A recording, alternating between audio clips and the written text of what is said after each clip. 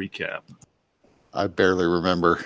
I remember that we were working for Breaker's mom from the Elven Empire, but it turns out we're wanted by the Elven Empire. And since Mike wasn't here, that meant that his character was constantly asleep or in mallet space, so we could do whatever we wanted, free of any consequences or argument. So we now worship Satan. Close to it. I mean, we were considered to be like working for Asmodeus by the Tieflings, who I never realized were targeting us. I thought they just kept turning up because they were never attacking. They were like attacking the Paladin skeletons. They were attacking Lord Umbran, and we just happened to be there. But it turns out we were a specific target of the Tieflings. So one of them had been captured. We tried to interrogate him, and eventually we got her. Eventually we got the German accented captain, whose name I didn't really pick up, to go down. Yeah, and use whatever methods he had to make her talk. But it turned out she really liked that. And that was fine because we were still able to come to some sort of agreement with her. We agreed that we weren't working for Asmodeus, and what the hell, we'll switch sides, so to speak, and not work for Asmodeus anymore, which doesn't actually obligate us to do anything for Levistus, but she sort of took that as we'll work for Levistus, although we didn't agree to do anything, so it didn't really bother me that that's how she seemed to be taking it. And we made Fishay and be the one to actually shake hands for the pact. Right. We made Fishay shake hands with her to seal the deal because Brachius was a little concerned that there could be consequences for whoever actually formally makes this deal. And I think there will be. But, well, yeah, technically it was hand to Fishay's tongue. Right.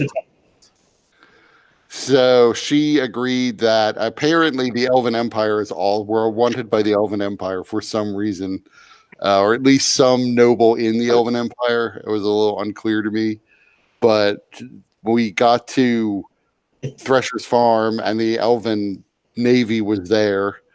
They didn't seem like they were all that interested in catching us, but they were asking everyone to present their licenses to carry magic items. She managed to get everyone away and around all that by talking to one of the Elven officials. So she said she'd take care of it so that the Elven Empire was no longer looking for us. We were leading Roughstool around in a bit of a stupor for whatever reason, so that he was not objecting to any of these deals with the actual devils that were being made. Afterwards, I believe we started heading north, and there we found someone who had a dream. We went to sleep that night, and then we all had a dream together. Yep. Right. Oh shit! We're in the dreamscape. We never left the dreamscape. No, this was a way for what was his name? Jagger Fells. Yeah, Jagger Fells was trying to contact us. So he somehow contacted us in our dreams. There were signs of something burning, like houses down. Yes. We woke up and found that it was a giant torchmaster who was apparently now evil, but Brachius killed him with a single casting of Dispel Magic and an action point. So thereby avoiding a protracted combat. We're really against violence as a party. Well, some more than others. Right. Fire-breathing puppet was foreshadowed early on. Well, there was one burned house, I remember. I don't remember earlier foreshadowing. Yes, it was. One of the soldiers, or it was a soldier or one of your new associates warned you that he said that Core has been quarantined. Right. And there's some sort of construct running around, and then there's some sort of 20-foot something breathing fire, and then someone mentioned, "Oh, wow, that sounds like foreshadowing." I'm glad we won't run into that. Yeah, I do remember saying that. We were supposed to get the construct this session. Right. Also, when we were fighting, you're about to fight Torchmaster, he was burning a house down.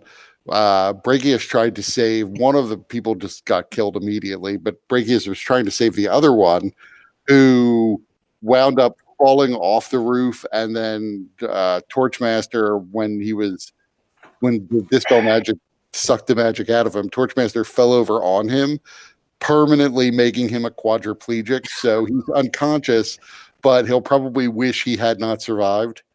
Oh god. And now we're taking him with us, hoping to find like a guard post so we can leave him there. Yes. There's no other civilization that we expect to run into before that guard post. We also ran into a bunch of gnomes who were riding the flaming llama mounts. Yes. I guess there were a couple of llamas, yeah. And the gnomes had the red troll disease, I believe. Yeah, they were going to lead us through red troll country, but clearly had all the symptoms of red troll disease.